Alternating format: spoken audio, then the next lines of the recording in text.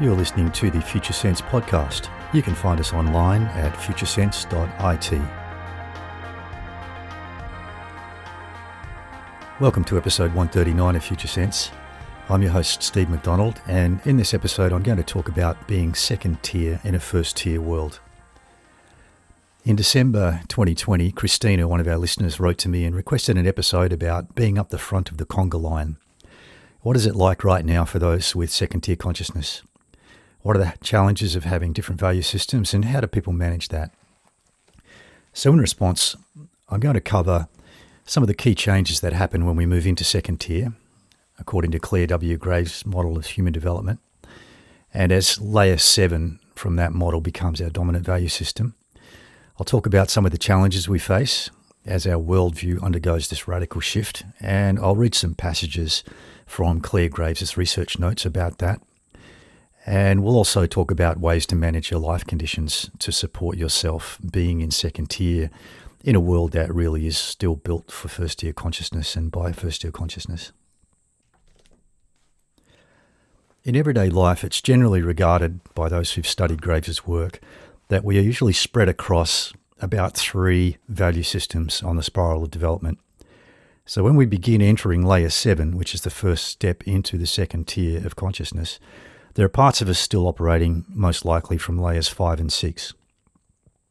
That means for a while we'll be falling into and falling out of second tier as our life conditions change. And that's certainly been my experience. Assuming this understanding is correct, it's really not until we move into layer 9 that we will be solidly operating from second tier consciousness, because then we'll be spread across layers 7, 8 and 9 with no parts of us left behind in the first tier. When we awaken to second tier, there are some things we can see that can't be unseen. Some things become apparent and we just can't unlearn those or pretend that we don't know them. So even though we may not be fully stable in second tier consciousness, there are some things that do remain stable, such as having an inherent awareness of the value systems themselves and being able to sense them and feel them. We will have days where we feel almost superhuman, and days when we've fallen back into first tier where we feel like we've lost something and we feel less capable. And this seems to be a normal change trajectory, to move backwards and forwards while the change process is underway. Of course, at a global level right now, we're seeing backwards movement as the mainstream is moving beyond the old layer 5 scientific industrial paradigm and experiencing a regressive values search, which is going back to layer 4 authoritarianism, or even to layer 3, where we express force and raw power as we try to solve the complex problems that we're facing. So you can see these patterns apply not just to individuals, but also to humanity as a whole and at every scale in between.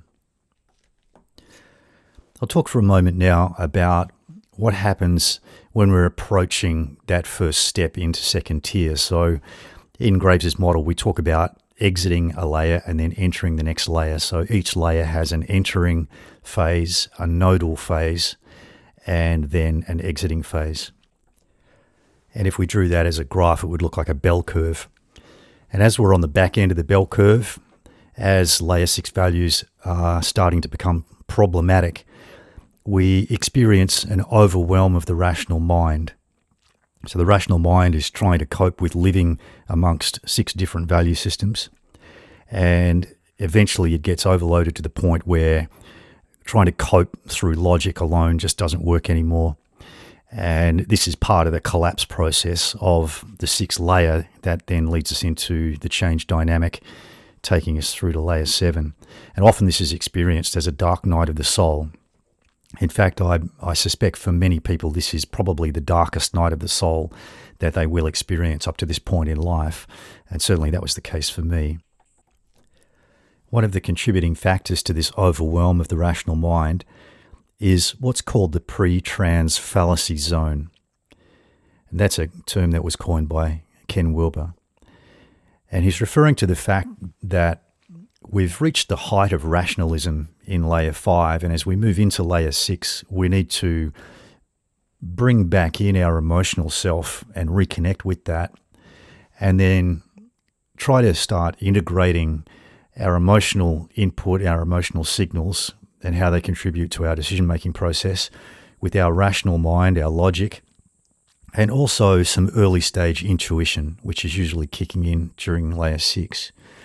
And this can cause great confusion, and we can get mixed up, not quite knowing whether we're feeling something or thinking something because we're afraid, or whether we're actually tapping into true intuition.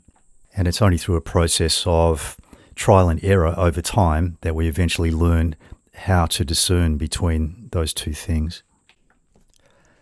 If we skip for a moment now from the personal experience level up to a global scale, the recent pandemic and the combination of false news, speculation, conspiracy theories on social media, plus different levels of censorship, have created a similar zone of confusion for some people on a very large scale. And similarly, the key to making sense of it all is discerning what role our fears are playing in the sense-making process. Growing into second-tier consciousness requires recognizing and moving beyond our fears. Back to the personal level now. As we enter into layer 7, we encounter a very steep learning curve due to our access to new multidimensional sensory input. We typically experience massive mental clarity as we disentangle ourselves from the emotional and intellectual burdens of the first 6 value systems. Those problems don't disappear. It's simply that our capacity to deal with them takes a quantum leap, which is enabled by this freeing up of our mental emotional system.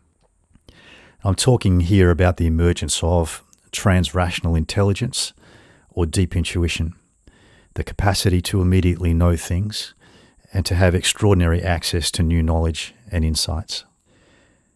With this extra clarity and capacity, our interest turns to the biggest problems we face, and typically we become driven by the desire to explore reality with new eyes and to ensure the continuation of this amazing experience that we're having. At a practical level, this means ensuring the continuation of humanity's existence on planet Earth at the very largest scale. We are able to see and work with the systemic whole with systems of systems. And we're no longer focused on simple questions like, how do I survive? Which has been a fundamental question in all of the first tier value systems. Instead, we have the capacity to adjust our own frequency and to meet other people where they're at by matching their own value system's frequency. We accept human nature as it is, and we adjust ourselves as necessary to meet people.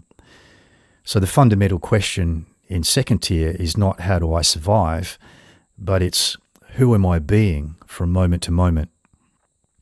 In layer 7, all of our basic human fears are resolved. So fear is no longer a driver of our behavior. This doesn't mean we don't feel fear, we can still feel it, but it's simply not a driver of behavior anymore.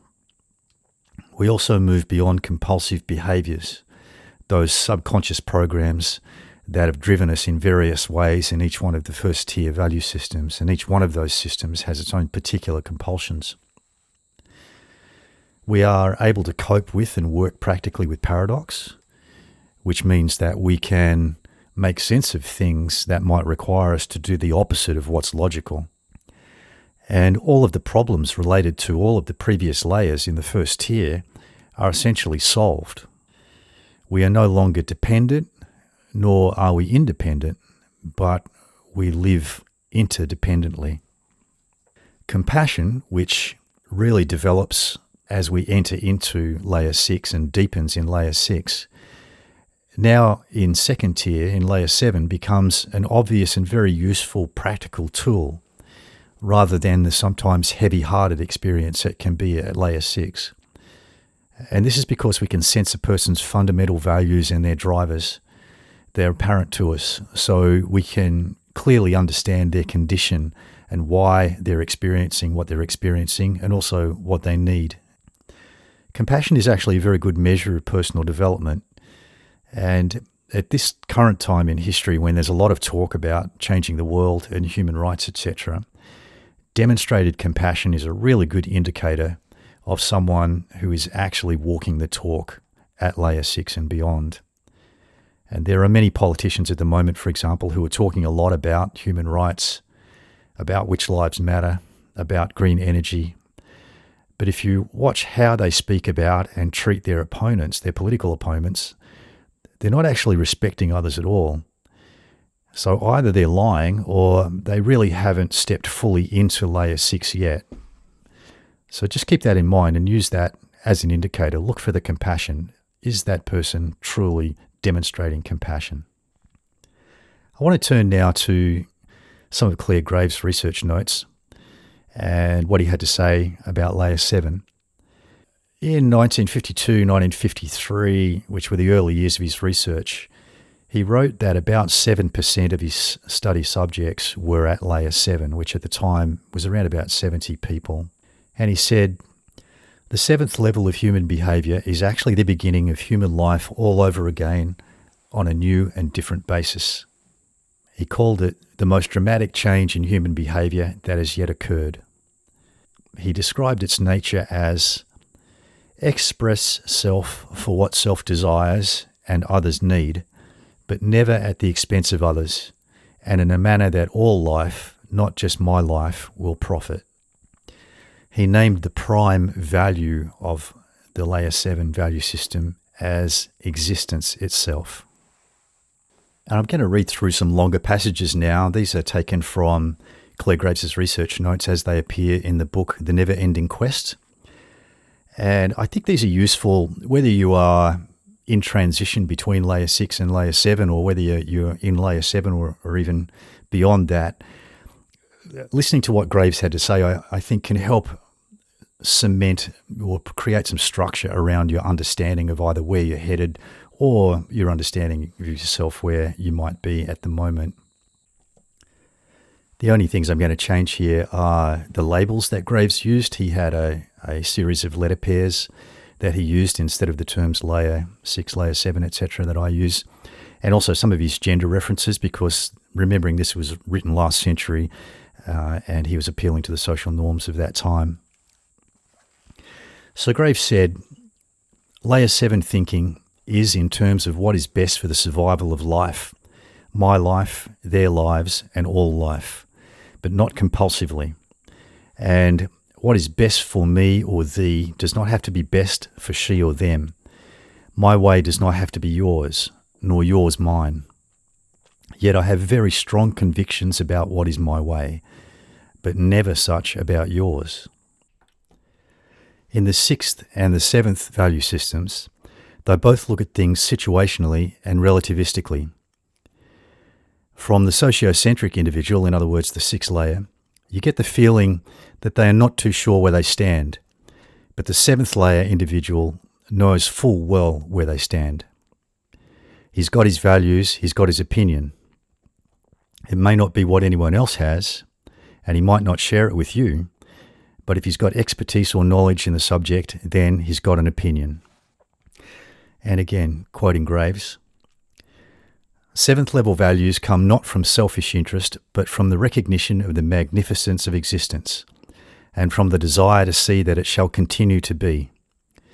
Because of its prime characteristic, dissolution of fear and compulsiveness, with marked increases in conceptual space, other people cannot readily empathize with 7th level thinking. To the 7th level person, the prime value is life. Thus, he focuses on the problems that life itself creates. This is why the prime need is for existence, the existence of life, not self. Here, for the first time, humans are able to face existence in all its dimensions, even to the point of valuing inconsistencies, oppositions, and flat contradictions. They see the world and all its things, all its beings, and all its people as truly interdependent. They see them entwined in a subjective-objective complex. So they value pluralism. They value that which will enable all animals, all plants and things to be, and all of humankind to become. Ethics are based on the best possible evidence as to what will benefit all, the majority. The needy or the desiring is not enough. They value that which will do good for the self and all of the universe. But the peripheral aspects of what they value today may change tomorrow, because as they solve one set of problems, they seek another in its place. So you can see there Graves is talking about the capacity to shift between different value sets as necessary in order to solve problems. The most appropriate value system is applied to solve the problem. Quoting from Graves again, "The Layer 7 way of life will be so different from any that we have known up to now that its substance is very difficult to transmit. It is the most difficult system of all to comprehend. Possibly the following will help. The Layer 7 individual will explode at what they do not like, but will not be worked up or angry about it. They will get satisfaction out of doing well, but will get no satisfaction from praise for having done so. Praise is anathema to them. They are egoless, but terribly concerned with the rightness of their own existence. They are detached from and unaffected by social realities, but have a very clear sense of their existence. In living their life, they constantly take into account their personal qualities, their social situation, their body and their power, but these are of no great concern to them. They are not terribly important to them unless they are terribly important to you. They will fight for themselves, but are not defensive.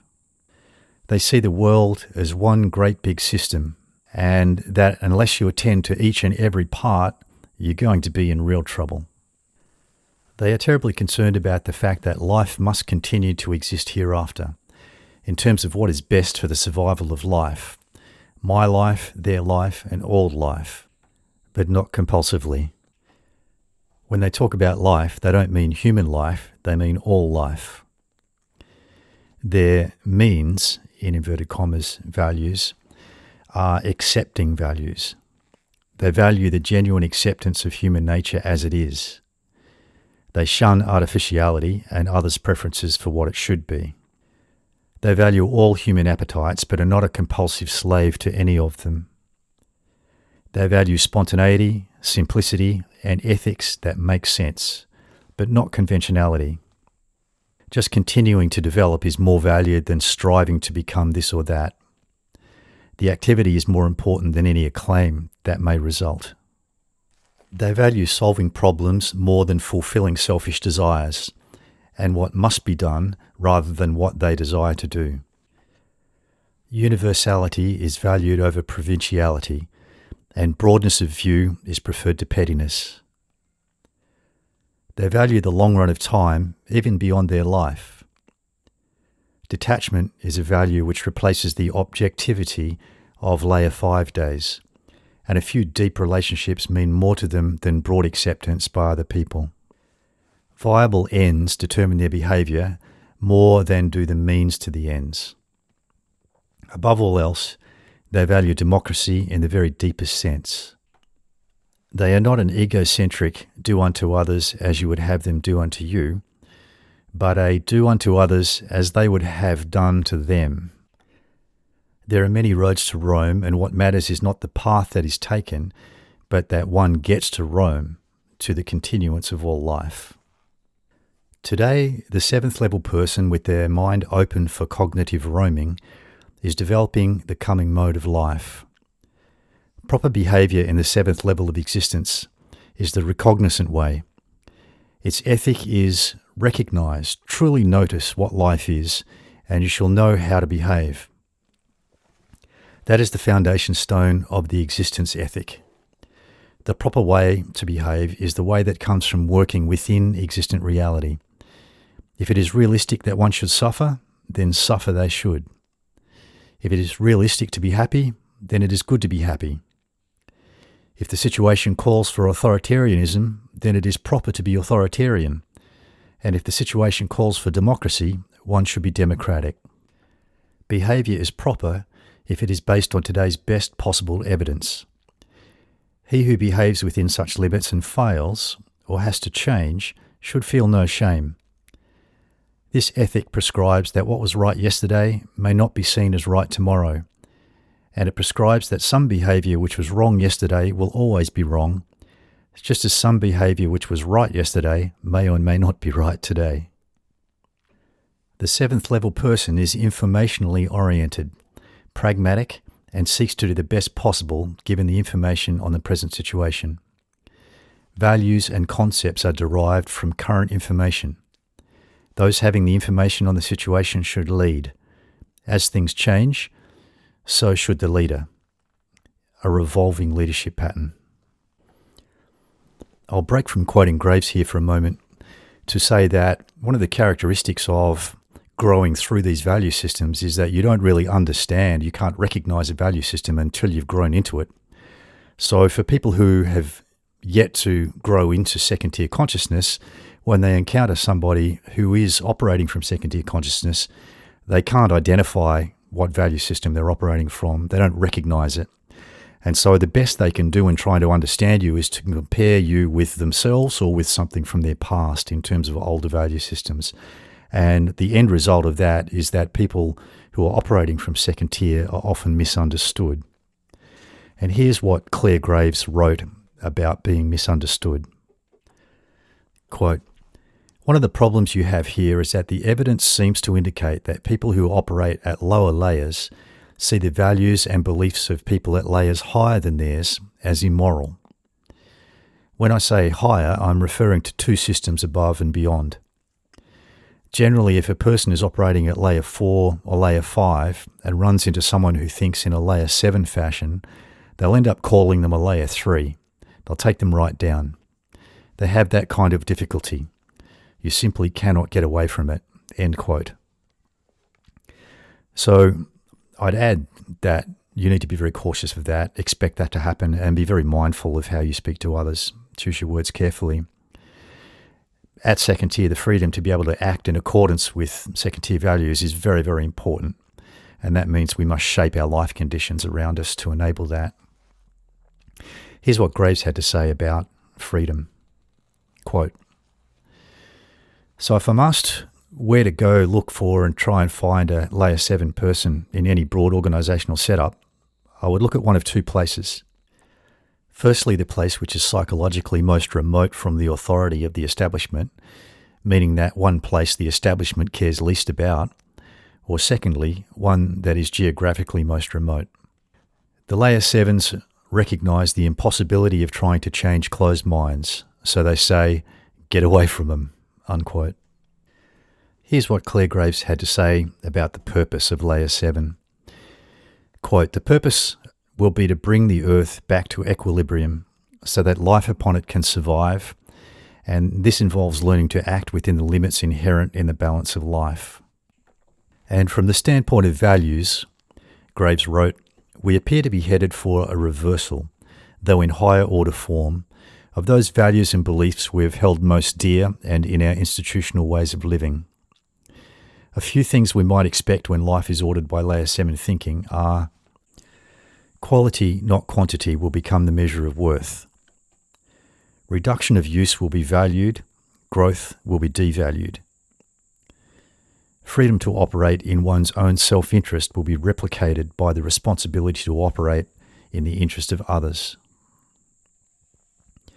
The measure of educational success will not be quantity of learning, but whether the education leads to movement up the existential staircase, in other words, growth. Business and other organisations will be judged in the same way. The boss will be the expediter of subordinates' desires rather than the director of their activities. The political systems which let anyone run for office will be replaced by systems that require candidates to meet certain requirements for office. A leisure ethic will replace the work ethic as the primary means of valuing a person. A person will be revered more for their ability to contribute in their non-earning time than in their earning time. Work will be increased for the young and reduced for the older, while education is increased for the older and reduced for the younger. And actions that promote interdependent existence will be valued more than those that promote the sanctity of the individual." I'll break away from quoting Graves now. I hope his words have provided some useful insights into second-tier consciousness. And this shift that we have begun to make, and that is accelerating, really has no precedent that we know of. If there was a precedent, it may be something like the first emergence of Homo sapiens amidst the Neanderthals, and other predecessors that existed at that time. And we know now from research that the earliest humans did coexist with predecessors and interbred, and they mingled in the same societies, and something similar may be about to happen or may be underway. The leap from layer 6 into second tier at layer 7 is in some respects a baby step. If we compare it to the first tier of consciousness, the first layer in the first tier was hunter-gatherer existence, which really wasn't all that much different from what came before it, as far as we know. So that first step into layer 1 was a baby step into the first tier of consciousness, and I think in many respects, layer 7 is a baby step into the second tier. It's certainly different enough, though, that when you move into layer 7, you do feel like an outsider and are able to perceive things that most of the people around you can't perceive. And looking at those people, it seems like they're lost in their own worlds and running on programs that they themselves can't see or understand. So it is a very interesting and, in many respects, a challenging shift as well. Right now, we live in a world that's built around support systems designed by layer 4 and layer 5 thinking. So it's really not catering for second tier individuals yet. It's a little bit like being one of the first cars ever made, but there aren't yet any gas stations or proper roads to drive on. So we need to create those support conditions. As Graves said, we must shape the world to suit our needs, but not at the expense of others or at the expense of the environment. And second tier consciousness is emerging into a world that has suffered from first tier human existence, and at a time when we're about to face some enormous challenges, both natural events and some of our own making. So I'm going to offer, at a personal level now, a bit of guidance on self-care, and this is based on my own life experience. I'm sure that what I experienced and what I needed won't be exactly the same for everybody, but I hope this will be useful in some ways. First and foremost, moving beyond the rational mind and tapping into that transrational intelligence is really key. And that requires taking time out and developing a regular practice. For me, it began as sitting meditation and then developed into moving meditation in the form of Taoist Kung Fu, where I was able to tap into the natural energy flows in and through my body and eventually access higher knowledge, and specifically through the crown chakra, which is an energy gateway located just slightly to the rear of the highest point on your head. You'll find there's a little depression right there, which is governor vessel 20 in Chinese medicine. Tapping into that, let your higher awareness guide you. It can guide your diet. You'll have the capacity to know what's good for you to eat. And sometimes it's not until you change your diet that you'll realize that you feel better eating differently. And I went through a phase of lightening up my diet, moving away from eating denser foods.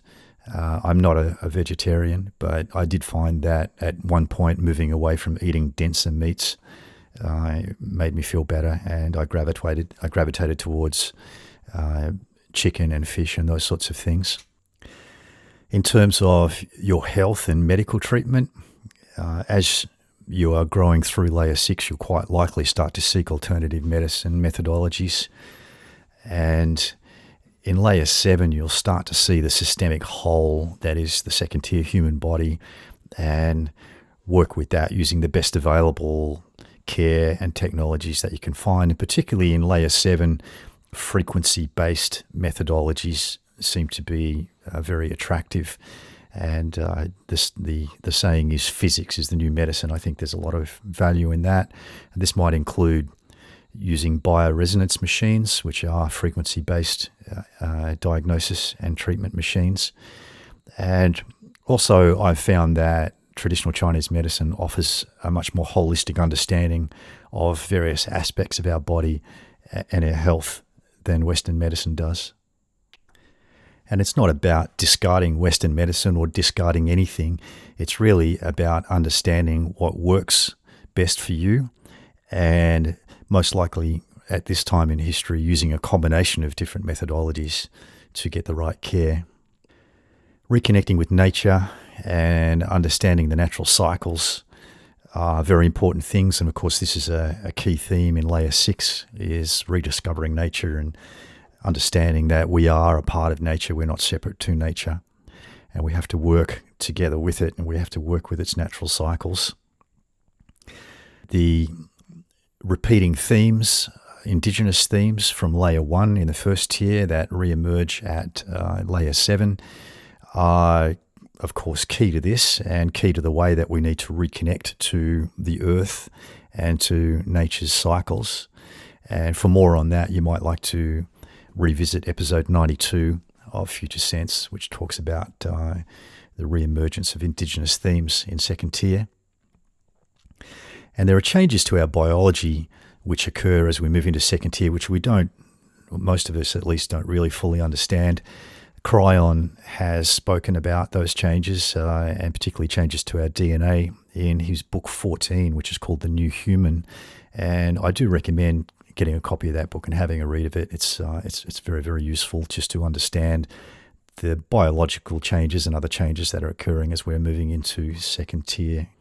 And part of that, of course, is the beginning of illumination of the light body, which is a new energy structure which gets overlaid the existing structure, which is described in some of the traditional medicine systems, such as the Indian system and Chinese medicine system. And it's a subject that I'm very keen on continuing to investigate at the moment. As best as I can discern, it seems that full illumination of this light body structure requires the activation of a trinity of chakras, 7, 8, and 9. So the 7th is on top of the head, and 8 and 9 sit above the head. And those chakra numbers seem to equate to the layers described in Graves' model. So we're talking there about layers 7, 8, and 9. And so remembering that we're normally spread across 3 of the layers at any one time, it seems that once we become spread across 7, 8, and 9, and we have those 3 energy centers activated, then we will experience full activation of the light body structure, which I think will be a radical shift indeed. As we've been saying through this episode, we really need to shape our external environment to support us. And that's always a characteristic of the individually themed value systems, which layer 7 is, of course, even though it's more integrated than any that came before it. And that includes taking notice of and making choices around the people that you hang out with, the places that you go, and just the general frequencies that are around you in everyday life, and making sure that they are supportive. I've found that studying various theoretical models has been useful to put structure around the new sensory perception that develops and the new understanding of self in the area of spirituality and religion, remembering, of course, that the growth into second tier really does open up a new multi-dimensional awareness. And so what we've sort of put in a box and called religion in the past develops into something that's integrated into everyday life. And I think that makes it much more relevant. So some of Ken Wilber's work has been very useful for me. In particular, I'd recommend his audio sets called Cosmic Consciousness and also The Future of Spirituality, which are available from SoundsTrue.com. I've always found Ken's books difficult to read, and those 2 sets in particular I found quite useful in terms of painting a picture of human existence and the growth through different layers of consciousness and concepts of spirituality all being integrated into a solid model.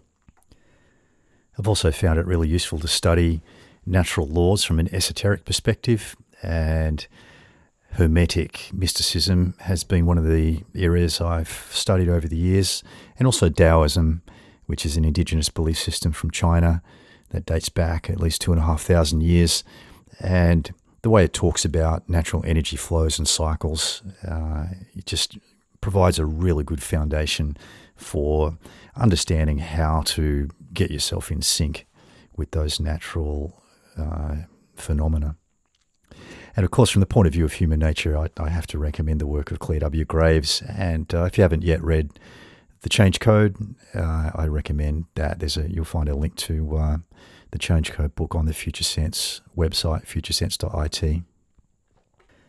Right now, as we are navigating the collapse of the scientific industrial era and the collapse of all of our various social support systems such as government, etc., it's going to be increasingly important to protect yourself from these first-tier social systems and behaviours that are obviously quite damaging, and remembering also that these older value systems, particularly layer 5 and really before too long layer 6 as well, will be in their deconstructive phase, and so they'll be creating more problems than they are solving. And so we need to build what's next. We need to build second-tier systems, and in the process of, before those systems are available, make sure that we protect ourselves from damage from these older systems. For example, medical treatments that have been designed by layer 5 thinking, which are ignorant of the body's nature as a whole integrated system. And sometimes treatments can help one part of the body and damage other parts of the body. And certainly anything that is changing your DNA at the moment, and I know this is topical, I would certainly be avoiding, simply because I don't think that the systems designing these methodologies really understand what they're doing. So I hope you found this episode useful. It's difficult to know how many people on the planet at the moment are operating from second-tier consciousness. Certainly one of the things that we need to do is find ways of reaching each other. And one of the main projects that I'm working on at the moment is aimed at exactly that. We're building a dedicated digital network for connection and collaboration, and it will be ready for beta testing soon, and we're aiming to open it up for general membership before the end of this year, 2021. So I'll keep you posted on that. Thanks so much for listening, and take care. You've been listening to the FutureSense podcast, brought to you by the non-profit Agency for Advanced Development of Integrative Intelligence, part of the RD Mesh Foundation. You can find us online at futuresense.it, where you can subscribe for free, and also link to our social media accounts on Twitter and Facebook.